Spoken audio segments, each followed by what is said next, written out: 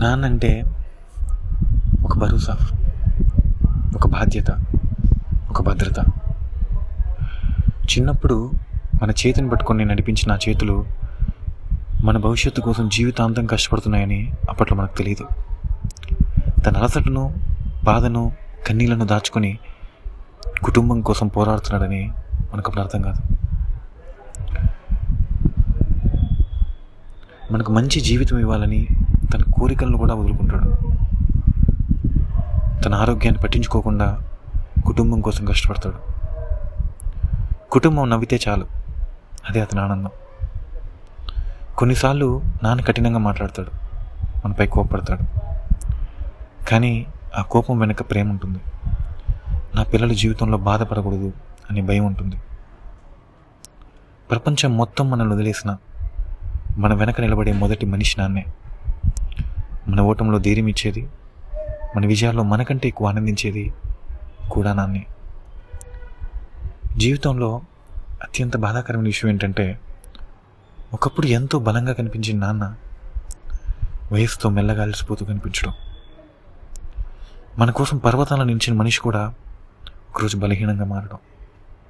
అప్పుడు మనకు అర్థమవుతుంది మన జీవితంలో నిజమైన హీరో ఎవరో. ఎప్పుడూ ఏడవకుండా ఉండడం వల్ల కాదు, ఎంత కష్టం వచ్చినా కుటుంబం కోసం నిలబడడం వల్ల నాన్న గొప్పవాడు. వయసు పెరిగే కొద్దీ నాన్న మెల్లగా మారిపోతాడు.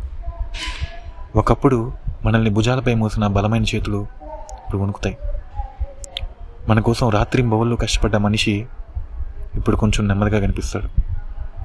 చిన్నప్పుడు మనం పడిపోతే వెంటనే పరిగెత్తుకొచ్చిన నాన్న ఇప్పుడు మోకాలు నొప్పితో బాధపడుతుంటే మన హృదయం ముక్కలవుతుంది. ఎందుకంటే ఒకప్పుడు మనకు కొండలా కనిపించిన మనిషి కాలానికి ఓడిపోతున్నాడని అర్థమవుతుంది. నాన్న వయసు అనేది చాలా భావోద్వేగమైన నిజం. ఆయన బయటకు బలంగా కనిపించిన లోపల మాత్రం ఒంటరితనంతో పోరాడుతుంటాడు. పిల్లలు బిజీ అయిపోతారు, ఇల్లు నిశ్శబ్దంగా మారుతుంది. కానీ నాన్న మాత్రం ప్రతిరోజు పిల్లల కోసం ఎదురు చూస్తూనే ఉంటాడు. ఒకప్పుడు మన భవిష్యత్తు కోసం ఆందోళన పడ్డ నాన్న ఇప్పుడు పిల్లలు బాగున్నారా అని ఆలోచిస్తూ రోజులు గడుపుతాడు. ఆయనకి డబ్బు అవసరం ఉండకపోవచ్చు, కానీ పిల్లల ప్రేమ, మాట, సమయం మాత్రం చాలా అవసరం. కొంచెం ప్రేమ చూపిస్తే ఆనందపడిపోతాడు, కొంచెం సమయం కేటాయిస్తే ఆయన హృదయం నిండిపోతుంది. పిల్లల పక్కనే ఉంటే అదే ఆయన ప్రపంచం.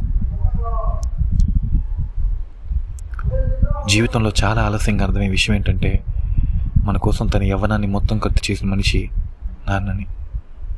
అప్పుడు ఆయన తెల్ల జుట్టు వెనక దాగి ఉన్న త్యాగాలు కనిపిస్తాయి. ఆయన ముఖాల ముడతల్లో ఉన్న కష్టాల కథలు వినిపిస్తాయి. ఒకప్పుడు ఇంట్లో అందరికీ ధైర్యం చెప్పిన నాన్న ఇప్పుడు చిన్న చిన్న విషయాలకు మౌనంగా మారిపోతాడు. ఆ మౌనం వెనక అలసట ఉంటుంది, కాలం చేసిన గాయాలు ఉంటాయి.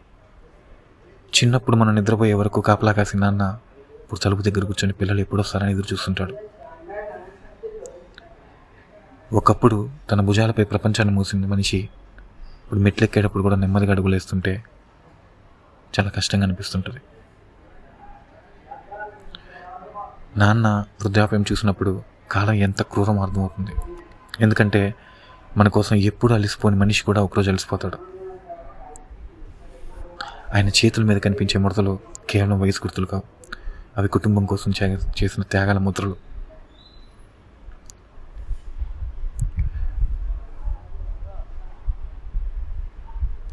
ఆయన మొన్నటి వరకు నన్ను స్కూల్కి తీసుకెళ్ళాడు. ఇప్పుడు ఆయన నేను హాస్పిటల్కి తీసుకెళ్తుంటే కళ్ళలో నీళ్ళు ఆగవు. కాలం ఎలా తిరిగిందో అప్పుడే అర్థమవుతుంది. ఒకరోజు అకస్మాత్తుగా మనకు తెలుస్తుంది, నాన్న వృద్ధాప్యం అంటే ఆయన బలహీనత కాదు, మన బాల్యం మెల్లగా దూరం అవుతున్న సంకేతం అని.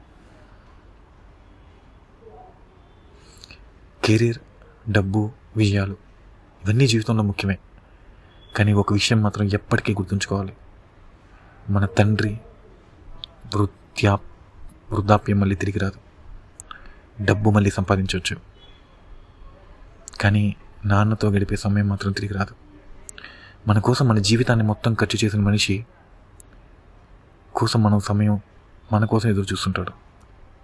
అప్పుడు ఆయనకి నీ డబ్బు కాదు, నువ్వు దగ్గర ఉండడం ముఖ్యం. కెరీర్ కోసం ప్రపంచం మొత్తం తిరిగినా, గుర్తుపెట్టుకో, కెరీర్ కోసం ప్రపంచం మొత్తం తిరిగినా ఒకరోజు ఇంటికి వచ్చేసరికి నాన్న కూర్చి ఖాళీగా ఉంటే ఆ బాధను ఏ విజయము నింపలేదు. మన చిన్నప్పుడు నడపడం నేర్పించిన మనిషి ఈ టైంలో ఒంటరిగా ఉండకూడదు. చాలామంది జీవితంలో ఆలస్యంగా అర్థం చేసుకున్న నిజం ఏంటంటే career builds a life, but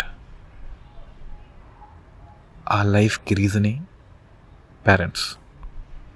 నాన్నకి చివరిలో కావాల్సింది పెద్ద ఇల్లు కాదు, ఖరీదైన బహుమతులు కాదు, తన పిల్లల పక్కనే ఉండడం. ఇదే నాన్న నీకు చెప్పకపోవచ్చు, కానీ అదే నిజం. సంవత్సరానికి ఒకసారి హ్యాపీ ఫాదర్స్ డే అనో హ్యాపీ బర్త్డే అనో ఫోటోలు తీసుకొని స్టేటస్లు పెట్టక్కర్లా. రోజుకోసారైనా ఆయనతో మాట్లాడదాం, రోజుకు 10 సెకండ్లైనా ఆయన తలుచుకుందాం. కనీసం ఒక నెలకోసారైనా ఆయన ఇల్లు చూసొద్దాం. ఆయనకు కావాల్సిందంతే.